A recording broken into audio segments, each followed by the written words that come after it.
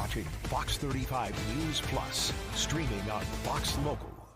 Welcome into Fox 35 News Plus. Want to begin our show this afternoon with an update on a story we were tracking out of Dallas, a story that was breaking on Florida Live this afternoon. According to investigators, a student was shot at a high school in Dallas, Texas, Wilmer Hutchins High School. This is a live picture right now from Fox 4 in that area. According to the school district, they confirm a shooting incident. Sources telling Fox 4 that a 17-year-old was shot in the lower leg. Now, this comes just over a year after another shooting at this same school inside a classroom there. So still working to learn some more details about that, but wanted to bring you that update this afternoon. Welcome into Fox 35 News Plus. I'm Garrett Wymer, and thanks for joining us. We've got a lot to get to on this busy Tuesday afternoon. One other breaking story we want to mention here that we'll have more details on in a little bit.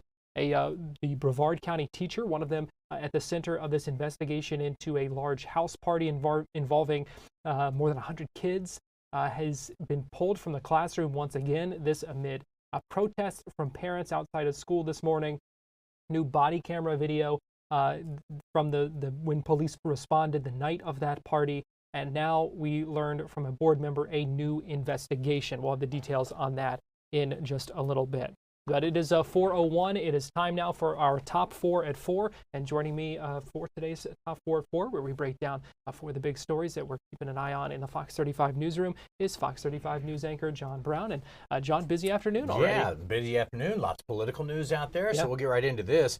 The ongoing battle in Tallahassee. No, it's not Republican versus Democrat in this case. It's more infighting among the GOP. A lot of political insiders saying that there's a definite tension now between the governor and several other members of his own party who are in the legislative arena. Now, we saw this when Randy Fine was running for his congressional seat. There was a fight there. We saw it when the endorsement of Byron Donalds to replace DeSantis. Bit of a fight there. We saw it during the last special session where Republicans in both the House and the Senate took shots at the governor. And that brings us to today. Republicans in the House trying to get more information about spending in the executive branch, especially when it comes to a charity that's a signature program of the First Lady, Casey DeSantis. The GOP House members want more information on more than 2,000 state-owned vehicles, many of which seem to be unaccounted for. They also want to see salary information for department heads, many of whom are closely aligned with DeSantis. And they want to know about a $10,000 donation to Hope Florida, which is Casey DeSantis' pet organization.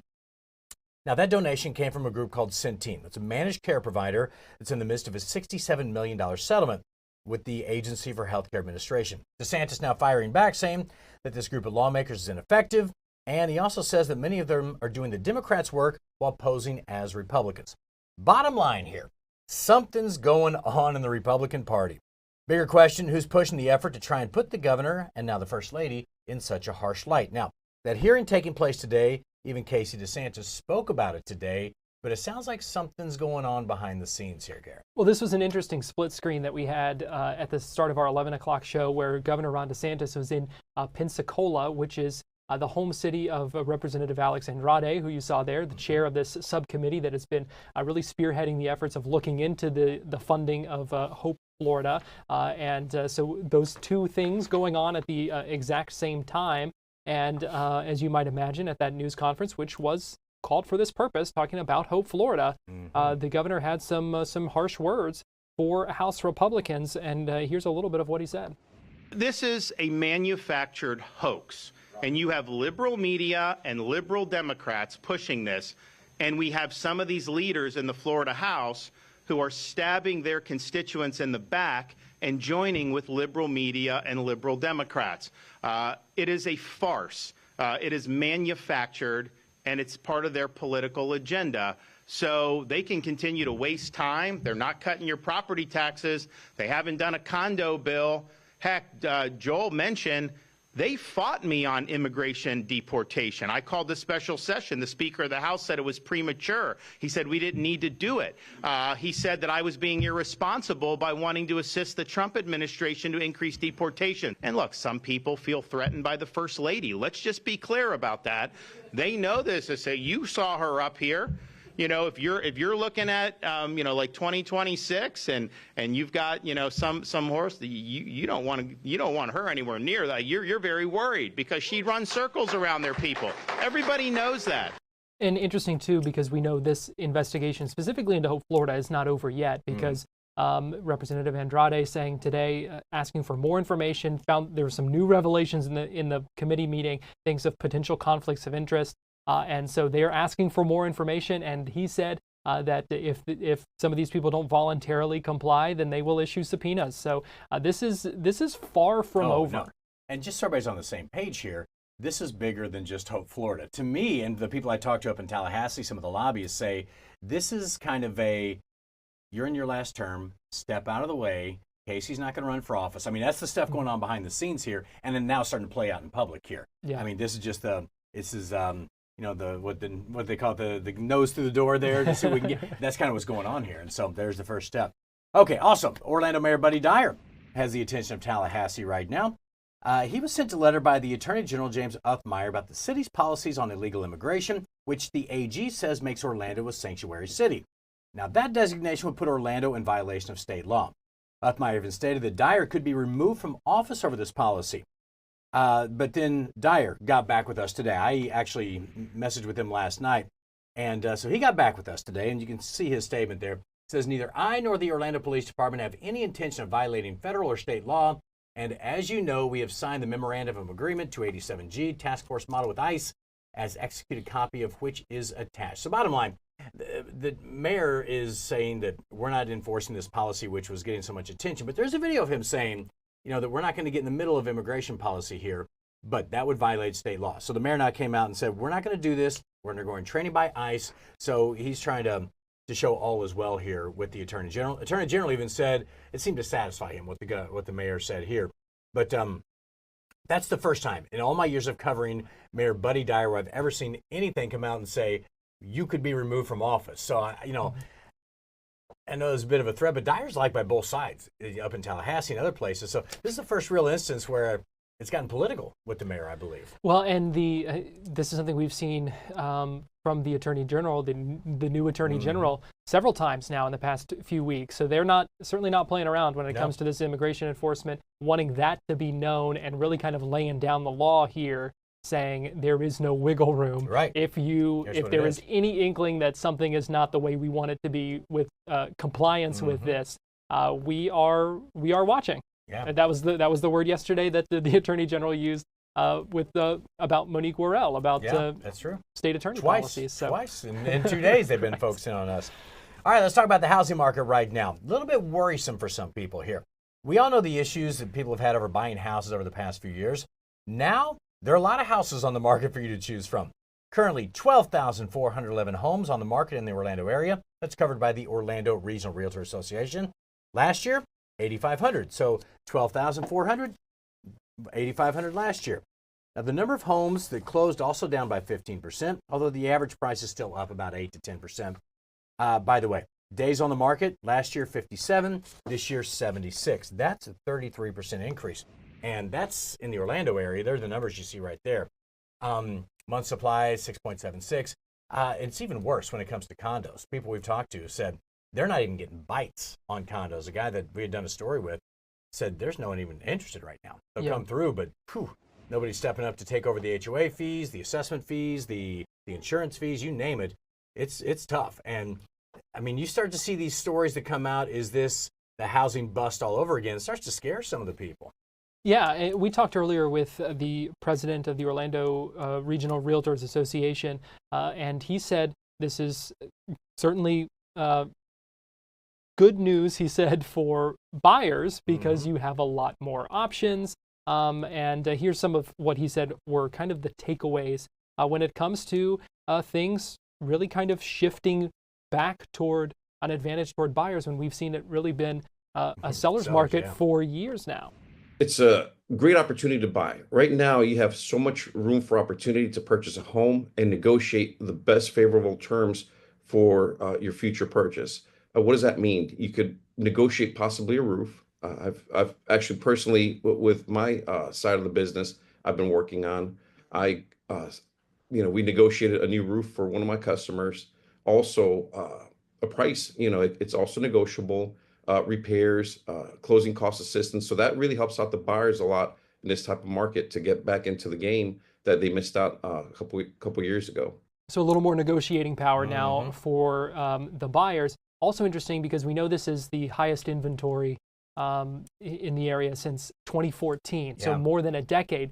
But at the same time, Lawrence Bolito, who you heard from there, said this is a more typical market. We just haven't seen it in a while. It's been a while. And here's the one concern. We just had our news meeting. We're still building. And there's all these on the market. So people are going for the brand new homes because they're the same price as the used or pre-lived in homes, however you want to say it. So it makes it tough for people trying to sell. Yeah. Because if you have the option, brand new, I can have it the way I want. For yours, that's tough right now. Okay, and tonight is the night. Orlando Magic playing in the play-in game. There's your view of downtown Orlando right now, taking on the Atlanta Hawks. Magic rested some starters over the past couple of games since they clinched the postseason, so let's hope they're all healed up. Play-in game format, kind of gimmicky. Yeah, this is what the NBA has come up with to add a few more games. I mean, to me, this thing is just a joke. But anyway, that's where we are. If the Magic win tonight, they move on to the first round of the playoffs against the Celtics. If they lose, they have another chance for a second play-in game where they're going to play the winner of the other first-round play-in game. See what I'm saying here? It's no longer just have the best record in the regular season. So actually, like the 10th best team could be in the 7th seed. It's I know why they do it. Yeah, and it's supposed to make it more interesting, but you play an entire season. Even if you lose these two games, you still have a better record than the team that might make the playoffs. That to me is wrong. And here's the thing that I struggle with the NBA playoffs too. You already have literally half the teams in the league make the playoffs. So you're expanding that field even more. And once the playoffs start, they're all 7-game series. This drags on through June. Yeah. I mean, it is a long process. So I kind of get where you're coming from. The only thing worse is the NHL playoffs. And I was covering the St. Louis Blues when they won the Stanley Cup. Yeah. And I think it was like mid-August. I don't know what to do. I mean, it's so hot outside. We're covering this. And same thing when I covered the Florida Panthers when they were in the Stanley Cup against Colorado decades ago. We left the arena in downtown Miami then and went to the beach. I'm like, you're freezing in on the ice, and we go to the beach. It just goes on too long. But it's all about money. So there you have it. That is true. So we will see 7:30 tonight, the tip-off of that one. Yeah, it's a fun time, when the Magic do well. So hopefully they'll make a little run. We'll see. Yep, there you have it. All right, John, thanks for joining us for today's Top 4 at 4. We're going to take a break, and we'll be right back.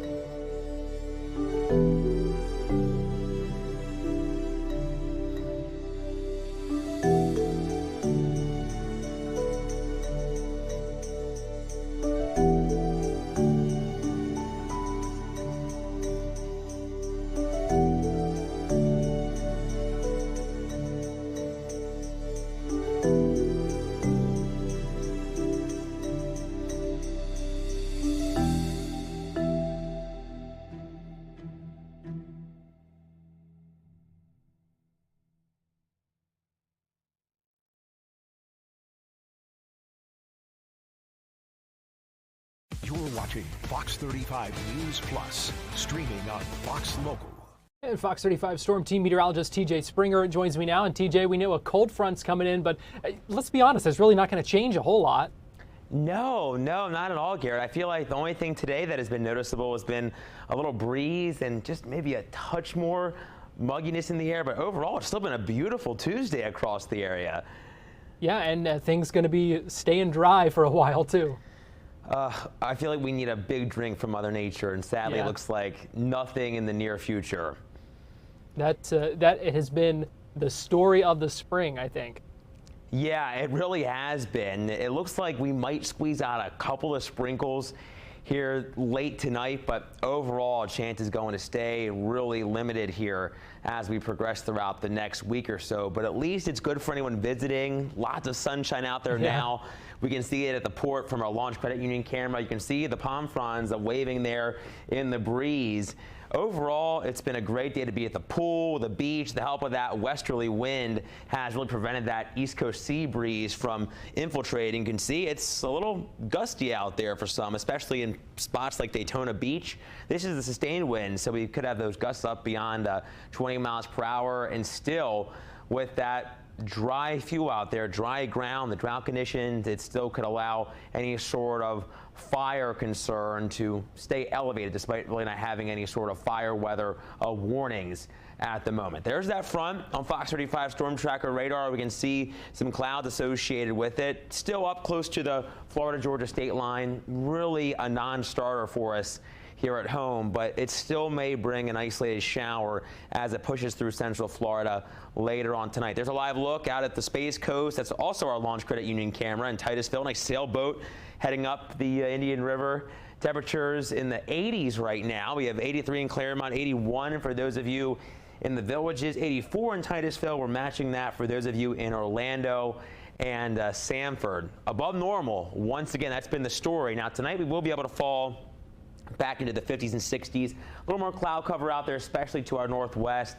I think we'll keep about a 10% chance of a shower in the forecast, and we'll keep that slim chance early tomorrow morning, mainly for our southern locales south of Orlando, as that front is still lingering pretty close to us to kick off our hump day. But overall, to be a little cooler. Notice near the coast, back into the 70s. Still a nice beach day, just not quite as warm in the lower 80s, really across the heart of the peninsula. Here is our Fox model. You can see as we progress through the remainder of the night, I have this pause right now. Our future clouds and radar picture shows that potential for a stray shower. As we head through the wee hours of our Wednesday, you can see a couple of those moving through. Better chances offshore. It looks like with the help of the ocean, a little more moisture in the air, a little better lift as well. And we can see a spotty sprinkle as we head through, say, 7 o'clock. But chances are really low. And then that wind comes back around from the north to northeast as we head through our afternoon. High pressure starts to build in, and that'll bring us right back to a cooler, slightly comfier feeling here across the Fox 35 viewing area. It'll feel really nice, actually a little crisp once again as we head through our Thursday mornings. That'll be something to think about. May have to grab a windbreaker or a hoodie early on Thursday morning if you're getting out and about. But this is some good news. If you remember yesterday, we were talking about our outlook for precipitation, and we were at equal chances for above or below normal precip from the Climate Prediction Center. But notice now, seeing the green, that gets into some of Lake County, Flagler County, Volusia County, and Marion County, as well as Sumter County. That's a sign that our chances in the long range start to increase just a bit. So that's something that we'll continue to monitor, but it looks like a couple different systems could bring us higher chances for rain. Same story as we head through late in the month. Now, a good bit of the viewing area included in that chance for above normal precipitation, a higher chance at that. So that's something that we'll really have to watch, because anything we do get will certainly help the drought conditions that we've been dealing with. But our Fox 35 Storm Team 70 forecast really keeps chances of rain slim to none. Middle 80s Thursday, Friday, and then notice what happens with this upper level ridge of high pressure on top of us. We're cruising back up close to 90, right around 90 for our Easter Sunday.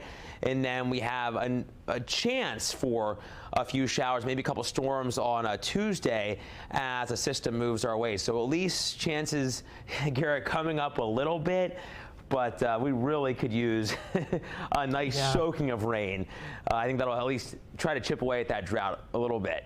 Yeah, we're kind of getting to the point where we need more than just a little chance. Yeah, we need like a nice big chance of rain. Yeah, something certainly something to keep watching and to keep in mind with all this dry weather as well. So, Fox 35 Storm Team meteorologist TJ Springer, we appreciate you joining us. Thanks, Garrett. I appreciate it. All right, we're going to take a break and we'll be right back.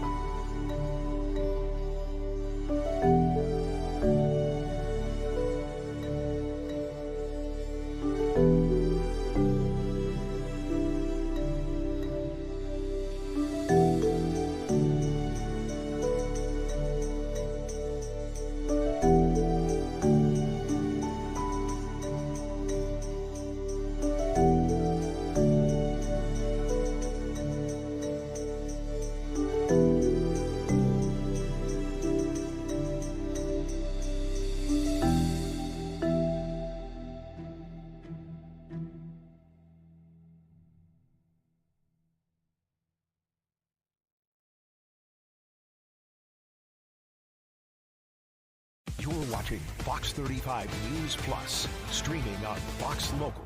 A quick update here out of Dallas, another live look outside Wilmer Hutchins High School. This is a story we've been following since this afternoon on Florida Live. Our sister station in Dallas-Fort Worth, Fox 4, now reporting and attributing the Dallas Mayor Pro Tem that multiple people with non-life-threatening injuries taken to the hospital there with injuries.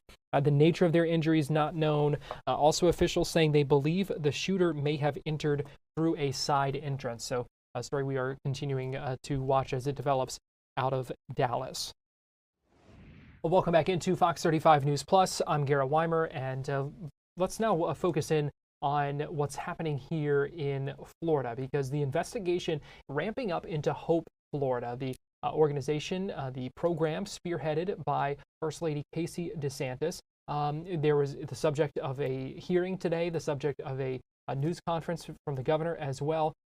And so we talked this afternoon on Florida Live with Kimberly Leonard, who's a political reporter, the author of the Florida Playbook newsletter. We have her on every Tuesday on Florida Live. We talked about the broader political implications and questions about this and what this means as things really start to heat up between House Republicans and the governor's office.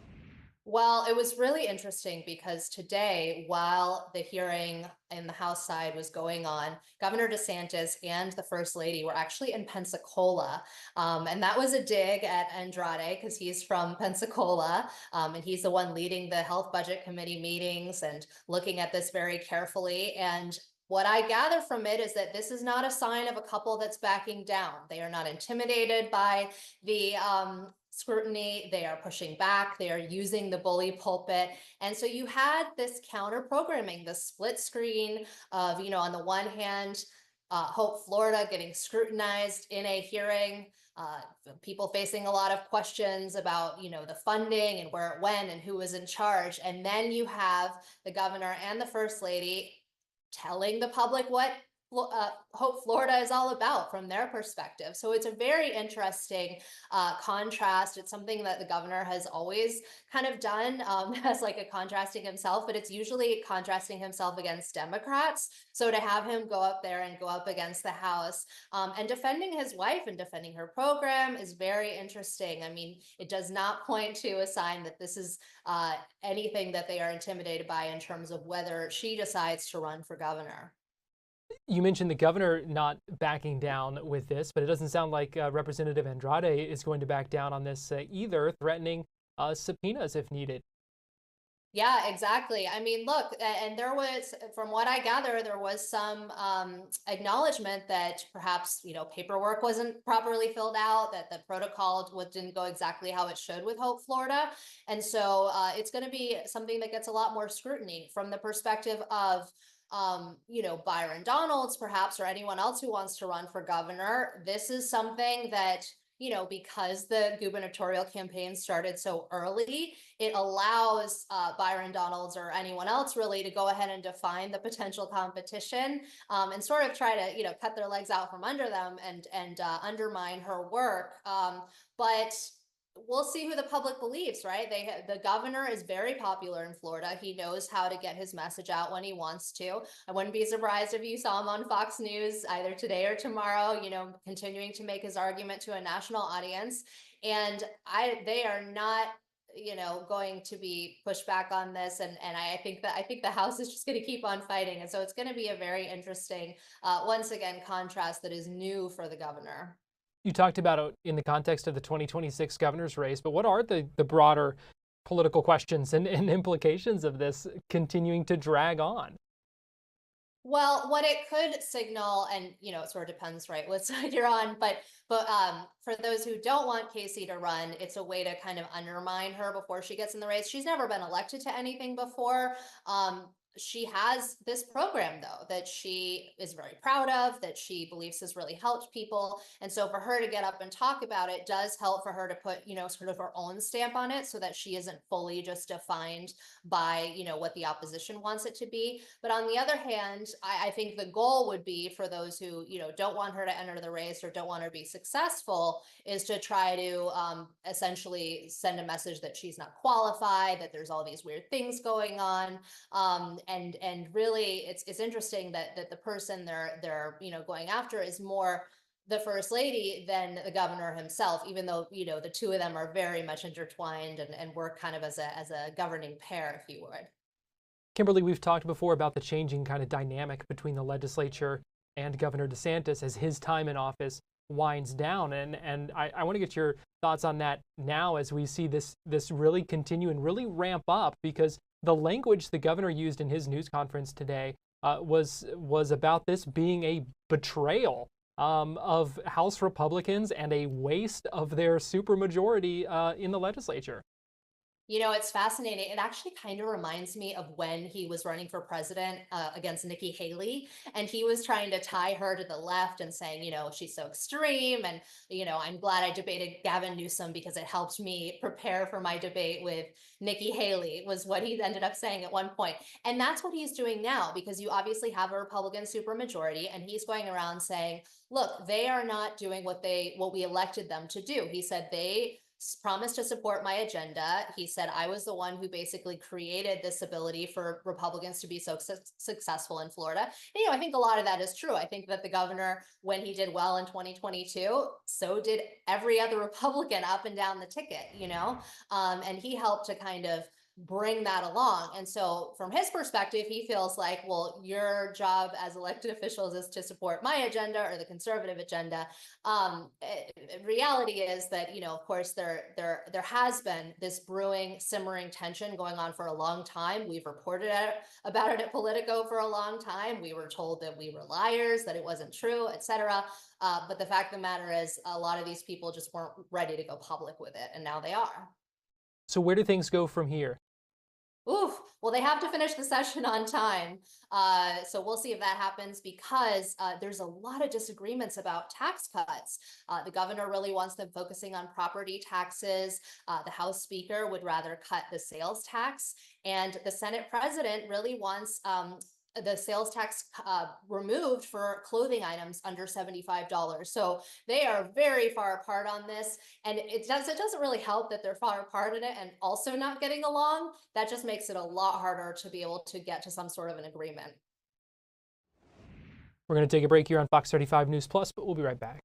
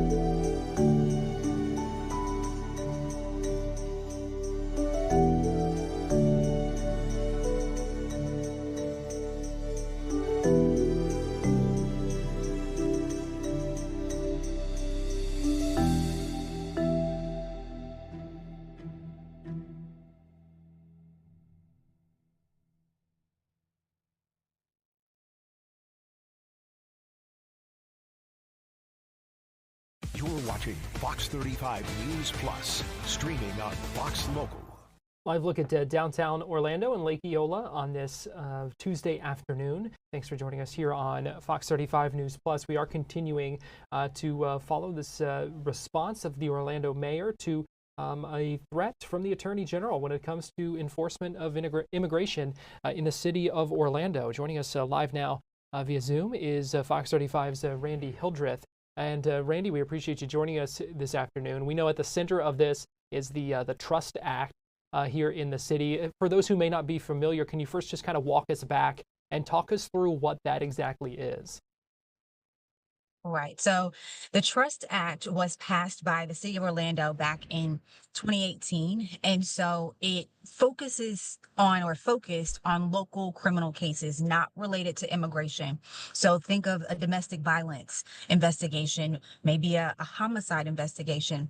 And it allowed police officers, when they are investigating these crimes, when they're talking to a potential witness to a crime, when they're talking to a victim, that person is not required, officers are not required to ask that person about their immigration status when they're conducting that investigation. And the city at that time said that the focus or the intent of that was so that they can solve cases. They wanted to build trust between members of the community. And if someone who may be undocumented experienced a crime that could potentially impact others in the community, they wanted people to feel comfortable enough to come forward, relay this information so that police can investigate, protect this person, and protect others. And in pulling archive footage of when we covered that, one of the city commissioners, Commissioner Ortiz, I believe former law enforcement officer, emphasized that the intent and the purpose of that was to give officers a tool to investigate crimes. But in the soundbite that you will hear coming up at 5 o'clock, he talks about when they put this on the books, it was not the intent of making Orlando a sanctuary city. It was just another tool for officers to be able to use to investigate and fight crimes. And so then the Attorney General sends this letter to Mayor Dyer, basically threatening to remove from office if they believe the policies do kind of turn Orlando into a sanctuary city. So what has the response then been from the city to this from the Attorney General? So to that letter from the Attorney General, the state Attorney General came out yesterday. Fast forward to today, Orlando Mayor Buddy Dyer sent a response letter. And in that, he lays out, one, he doesn't address the Trust Act policy that's not included in the language of that letter, but he addresses the assertion by the state attorney general that the city is not adhering to what it's been asked to do in terms of complying with state and federal law about immigration reform. And in that, he says that the city of Orlando gives an example of compliance, says that we are participating in the providing local law enforcement officers with Orlando Police to help with immigration cases. It also talks about the fact that they will continue to comply with what they have been asked to do. They have done so thus far and will continue to do that. And I do want to point out the state attorney general late this afternoon sent a response to Mayor Dyer's response to his letter. And in that he tweeted it out or posted it on X, thanking Orlando Mayor Buddy Dyer for reversing course and, making sure that Orlando complies with what the state and federal laws have said about immigration policies. But again, want to point out that in the language of Mayor Buddy Dyer's letter, he says that essentially Orlando will continue to do what it's doing in what it's been asked. You want us to participate with ICE reform? We've offered our officers. And so from the language of Buddy Dyer, not necessarily reversing course, but we're doing what you have asked us to do. And so where do things stand then with the Trust Act? And that is a question that I had for city leaders today. According to the state attorney general, when Governor DeSantis in 2019 signed a bill into law about sanctuary cities and the enforcement of local communities trying to put language on the books, according to the attorney general, that when it was signed into law, it trumps what the cities have on the books. And it's a direct question that I've asked local city leaders. Is this something that is still enforced? I have not gotten a response from Mayor Buddy Dyer's office. I did talk with Commissioner Shan Rose today, and she says from her understanding, once 2019 Governor DeSantis signed things into law, it potentially would trump the Trust Act. But there's like nuances to that, because if you ask Orlando city leaders, they're not necessarily a sanctuary city. So there's some nuances in trying to understand. I also reached out to a political science professor today and asking, does the passage of the Trust Act qualify Orlando to be a sanctuary city? And he says, putting context that he is not an attorney, but he says there's a lot of gray area in that potentially just because they passed the Trust Act doesn't mean that we're a sanctuary city. So where does this stand? There's still a lot of questions about that, and haven't gotten a direct answer from Orlando Mayor Buddy Dyer's office about that. It's one of those things when it comes to this these immigration policies and these kinds of things that we have just learned about a lot of different impacts in a lot of different ways when it comes to a lot of moving parts and those kinds of things all across the state. So now following that here in Orlando, Fox 35's Randy Hildreth, we appreciate you breaking all that down for us here on Fox 35 News Plus. Absolutely. We're going to take a break and we'll be right back.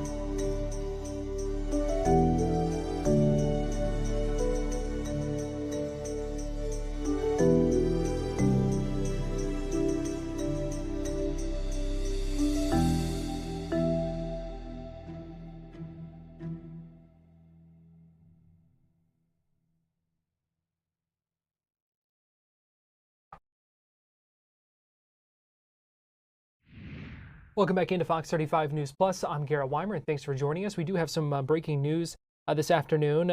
Just a statement just into our newsroom from State Attorney Monique Worrell.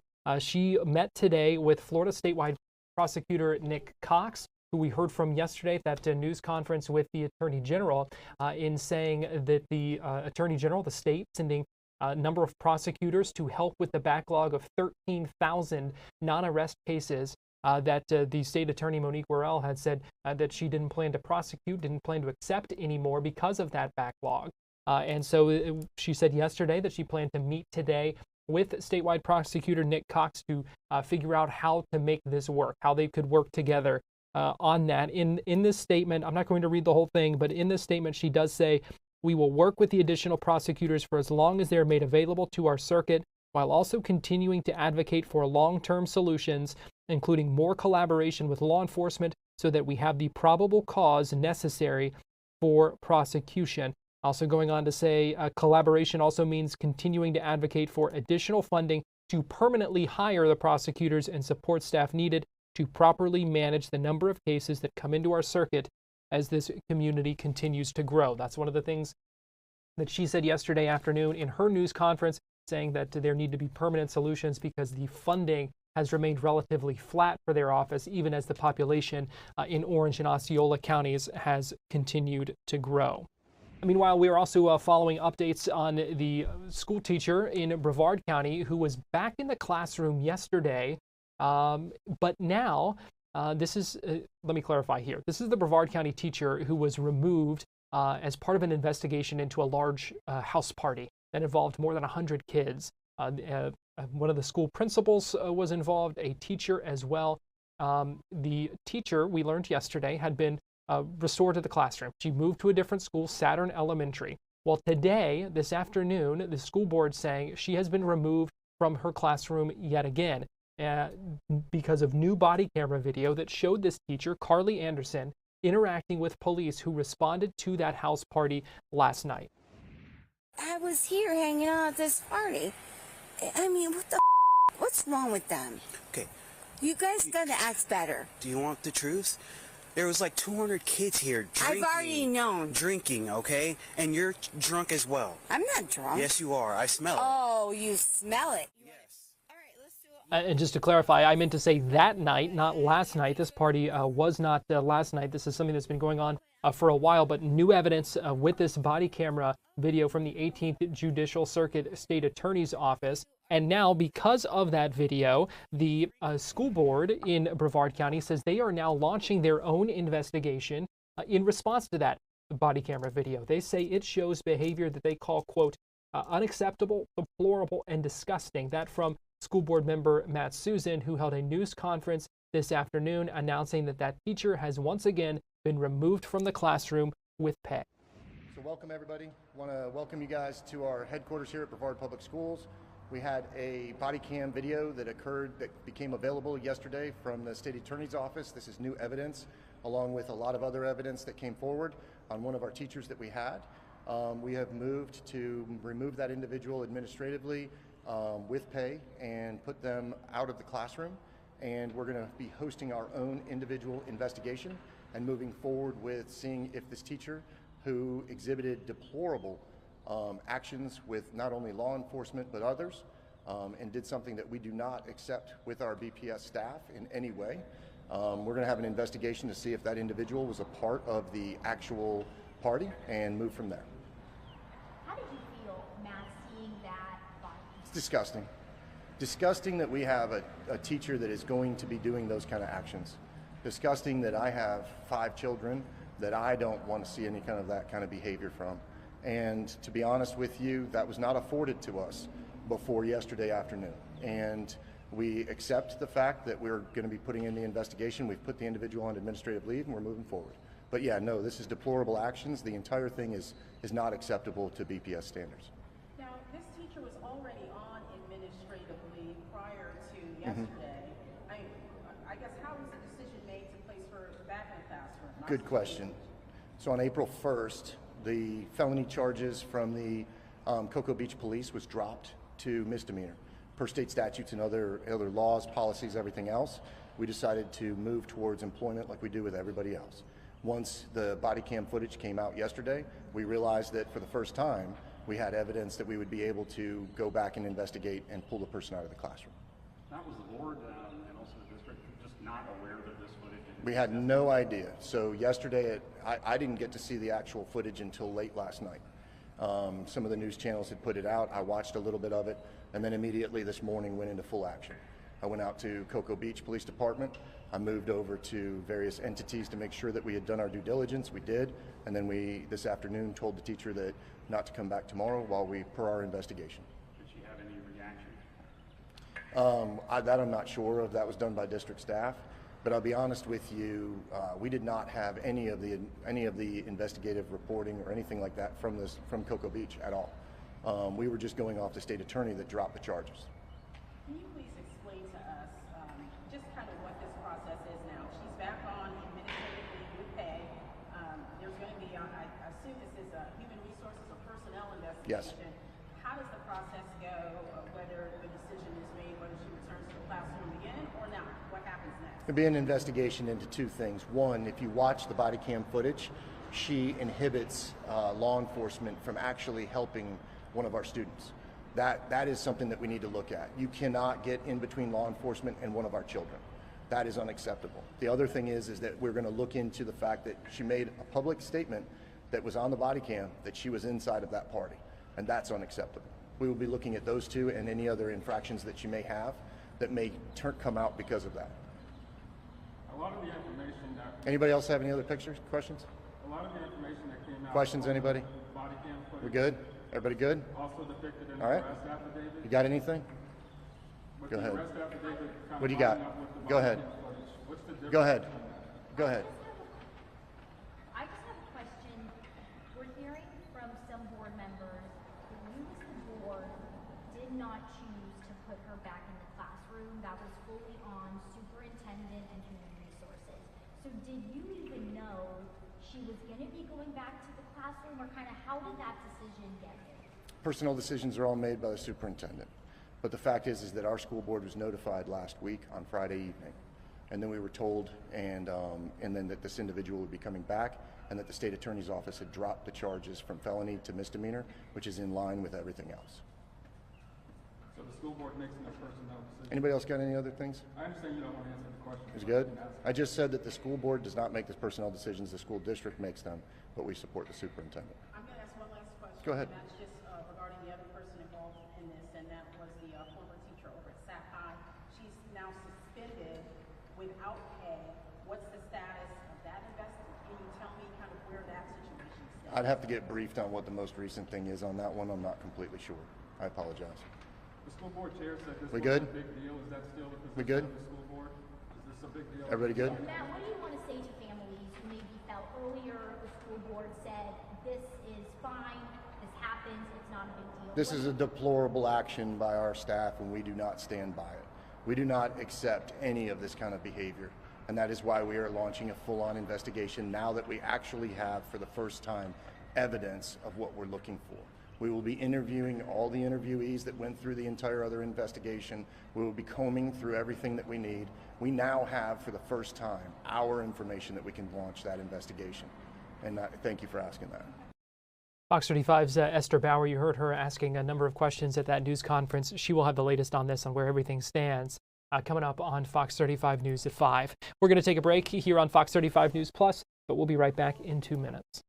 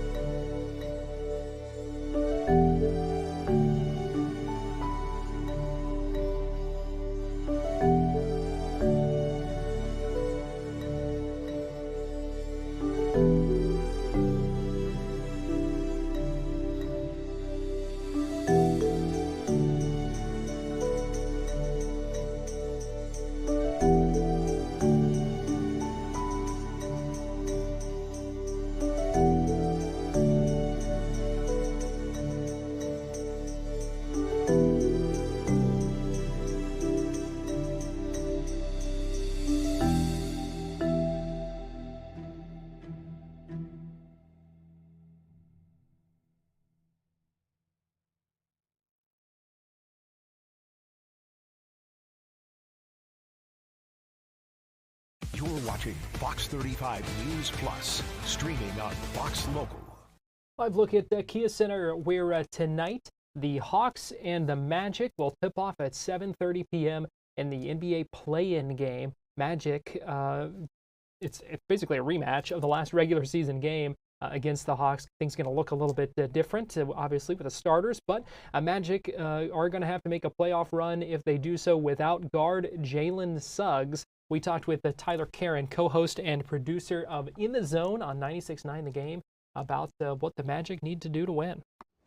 That last game of the regular season, Orlando was resting all of their stuff and hiding all of their stuff, while Atlanta was doing more of the same. Everyone that I've talked to in the NBA community, we just count that one as a wash. It's just a draw. When we look at stats against for these two teams going head to head, we filter that game out. It was a great game for some, but really one that we don't pay much attention to. But it's unique. You play the same team 3 times in 8 days. You go back to a week ago from today when Atlanta was at home. It was a 6-7 point victory for Orlando. That was everyone giving their full force. So these two teams have met a lot recently, and it makes this playing experience that much more unique. What impact do you think that has tonight? It's a good question. And the players today, Paolo Banchero, Cole Anthony, were kind of asked about it. It's a very fine line that you try to balance out between you have been successful against this team and you don't want to venture too far away from the things that made you successful. But with that said, Atlanta has all the film on you from a week ago where you were able to get that win. So it's not getting away from your ways, from your values, from your principle in this game because you're worried about the opponent having the answers to the test, if you will. You still want to play your brand of basketball, but you just make the little changes. You see what worked really well. How can you make it better? Okay, what didn't work so well? What were some good areas and even the negatives? And you just try to build on all of those things. That being said, what do the Magic need to do tonight then to beat the Hawks? Well, this is an Atlanta team that's very unique, very different style than what Orlando likes to play. And generally, Orlando has performed well against those teams that play a different brand. Atlanta likes to get up and down. They play at one of the fastest paces in the league. Orlando is more of a slow tempo, half-court offense and defense. Some of the Magic pillars, as I've called them all season long, is controlling the offensive glass and controlling rebounding as a whole. The winner in the rebounding margin most likely will end up being the winner of this game. Atlanta gets a lot of threes up. That produces long rebounds, a lot of second chance opportunities for Atlanta. It's done it well all season long.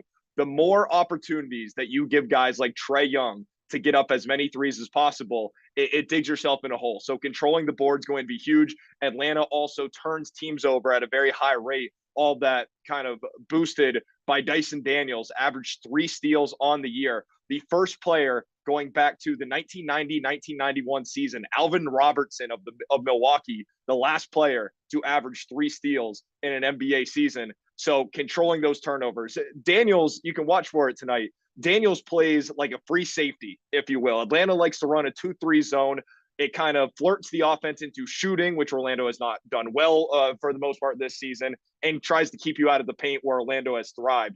Daniels will cheat the Magic into thinking you have an open passing lane, and he's able to jump those very quickly, produces fast break opportunities. So those are the 2 big keys, controlling the rebounding and limiting the turnovers against a dangerous Atlanta team. We know the stars for this Magic team, but who else needs to step up if the Magic are not just going to win tonight, but try to make a push in the playoffs? Absolutely. I mean, you have gotten tremendous contribution from the backcourt specifically. Guys like Cole Anthony, who missed some time this season, nursing a toe injury. He is back. He is healthy. He spoke at shoot-around today. And what Cole said was he woke up with a big smile on his face at 8 a.m., which apparently 8 a.m. is kind of early for Cole, or at least for him to be feeling that excited. Cole Anthony's excited. He's ready to go. Cole has been huge for this team. Corey Joseph, the vet, who Orlando brought in to be that veteran soul in the locker room. He's been starting for the Magic for the last 16 or so games, and the Magic record has been tremendous in those games with Kojo, a vet, in the starting lineup. He's able to really kind of pick up the pace, not to the style that Atlanta wants to play, but just getting the ball across half court with 21 seconds on the shot clock, allowing Orlando to kind of settle into their offense a little bit quicker. Cole Kojo, Caleb Houston has been coming off of the bench and providing a 3-point threat. Those guys have been tremendous off of the bench. I tell you what, I'd be excited too if I didn't have to wake up until 8 a.m. That's for sure. But let's get your prediction for tonight. How do you think the Magic do? So these two teams, again, we throw out the game from Sunday. That was an Atlanta victory. It was, we were joking, it was an away G League game. It was the end of the bench, none of your starters playing for either side for the most part. So Orlando against Atlanta this year, 2-1. The first two games, Atlanta won by 6, Orlando won by 6. So very even match. Going back to last week in Orlando came away with a 7-point victory. It really was a 14-point game. Atlanta hit some threes late that kind of brought the difference a little bit closer. But that's kind of what I expect. The odds makers have the line kind of at that 5 to 6 range. This is going to be a battle. This isn't a must-win game necessarily for either side. You lose, you get the opportunity to play at home for the 8 seed against the winner of Chicago and Miami. But both these teams are treating it with a must-win mentality. You don't want to put yourself in that hole to have your back against the wall. Both teams will be fighting until the very end. I think you can expect a compelling, competitive game going all the way through until the final buzzer. And you know, advantage Orlando by a couple of points is what the hometown faithfuls hope to see. And this is just the beginning. We know if the Magic advance here, still a tough road ahead. Certainly, regardless of if the Magic make their way into the playoffs from the play-in, you win this game tonight, you get that 7th seed, and you're matched up against the Boston Celtics, who are the defending NBA champions and haven't been playing some of their best ball as of late. But Boston is a veteran, experienced team that can kind of turn it on and turn it off in ways that other teams don't have the luxury with the stars, the all-stars that team has. And if you get that 8 seed, congratulations. Here's the Cleveland Cavaliers, who just wrapped up one of the best regular seasons that we've seen in some time. So certainly a tough road, but one that this Orlando team is certainly up for. A good record against the Celtics, a winning record against the Celtics since drafting Paolo Banchero a couple of years ago. And for Cleveland, this was a team that you went all the way to Game 7 with in the first round just a season ago. So both teams pretty similar, but a bit different. Orlando will be up for the challenge either way. You just got to get by Atlanta tonight. And tip-off for that game, 7:30. You can watch it over on TNT. Well, thanks for joining us here on Fox 35 News Plus. We appreciate you joining us here on Fox Local and on YouTube. Go ahead and send things out to Studio A for the start of Fox 35 News at 5, which is next right here on Fox Local. You see meteorologist TJ Springer with John and Luann getting ready for the start of that newscast. We'll have the latest on the situation in Brevard County. Fox 35's Esther Bauer going to be live there. We'll also check in a little bit with Chris Lindsay, who will have the story of a grandfather and grandson who were lost while kayaking but rescued by the U.S. Coast Guard, who found them by helicopter. So a lot of interesting stuff. Keep it right here on Fox Local News. Fox 35 News at 5 starts in just seconds right here. Breaking news right now on Fox 35 News at 5. Well, you know, I'm a teacher. An elementary school teacher removed from the classroom again. What the is wrong with them? One day after we showed you this video of her allegedly attending a house party with students. I was here hanging out at this party. Parents livid to find out she was still in the classroom teaching kids. She has no place being inside of a school right now. The district had moved her to another school. Tonight, Fox 35 investigates why she was brought back in the first place. The Brevard County School District says they did not see that body camera video before putting Carly Anderson back in the classroom. Today, she's on paid leave. Thanks for joining us. I'm Luann Sorrell. And I'm John Brown. Now the district is launching its own investigation. Fox 35's Esther Bauer joins us live in Vieira. So Esther, one school board member says that he wasn't aware of the video until he saw it on the news last night.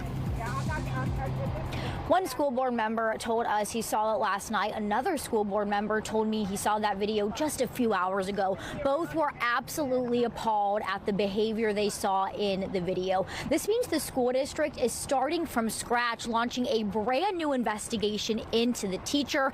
Carly Anderson is now back out of the classroom after she was just put back in the classroom for 2 days. Business? You say so. something. This is a Brevard Public Schools elementary school teacher talking to a Cocoa Beach police officer while they were investigating an alleged house party with drugs, drinking, and underage students in January. That encounter landed her in jail. On Tuesday, school board members speaking out about the new video showing one of their teachers. Disgusting. Disgusting that we have a teacher that is going to be doing those kind of actions. It caused me great concern that the teacher was back in the classroom after seeing that. It caused parents great concern, too. Several protested when Carly Anderson was back on the job this week at a new school, Saturn Elementary. But that new job was cut short. Anderson won't be allowed to teach starting on Wednesday. We have moved to remove that individual administratively with pay and put them out of the classroom. The district says they only cleared Anderson because the state attorney's office lowered her charges from a felony to misdemeanors. Now board members say the body cam is enough to keep her away from kids. Put them back in the classroom to me just seems, not using common sense. You cannot get in between law enforcement and one of our children. That is unacceptable. And the superintendent also released a statement earlier today calling the actions in that video completely unacceptable and also saying that they do not match the charges given. Now, this is something we are going to continue following very closely. We do know Anderson, the teacher in that video, is fighting all of these charges in court. Reporting live in Brevard County, Esther Bauer, Fox 35 News. Esther, thank you. New details now. A man accused of attacking a jogger in Orlando could walk out of jail. Today, a judge set bond for Tyler Fight at $30,000. Orlando police say he assaulted a woman in College Park on Thursday, but she fought back. Fight was arrested and charged with attempted sexual battery. Also, a developing story today. The city of Orlando has been put on notice. The Florida Attorney General accuses the city of being a sanctuary city, which is against the state law. Well, now Mayor Buddy Dyer has responded to those allegations. Fox 35's Randy Hildreth joining us live in downtown Orlando. So, Randy, this stems from an act the city passed years ago. Yeah, good evening to you both. So there has been another update in this story. Late this afternoon, the state attorney general posted a message praising the mayor for reversing course after he issued that warning. But if you dig into the mayor's response to all of this, according to him, Orlando didn't do anything wrong. New from the desk of Orlando Mayor Buddy Dyer, telling Florida's Attorney General the city does not, quote, have any intention of violating federal or state law. Attorney General James Uthmeier accused Dyer of trying to go around the state's immigration policy Monday. Uthmeier brought up these comments from the April 7th Orlando City Commission meeting as proof. Mayor Dyer reportedly said Orlando police would not be proactive in immigration enforcement and instead adhere to the city's Trust Act. In his memo posted to X, Uthmeier said Florida law doesn't allow sanctuary cities that protect undocumented immigrants. He says Orlando's Trust Act policy violates that. The city ordinance was passed in 2018. It stopped Orlando police from asking a victim or a witness to a crime their immigration status during investigations. It also included two sections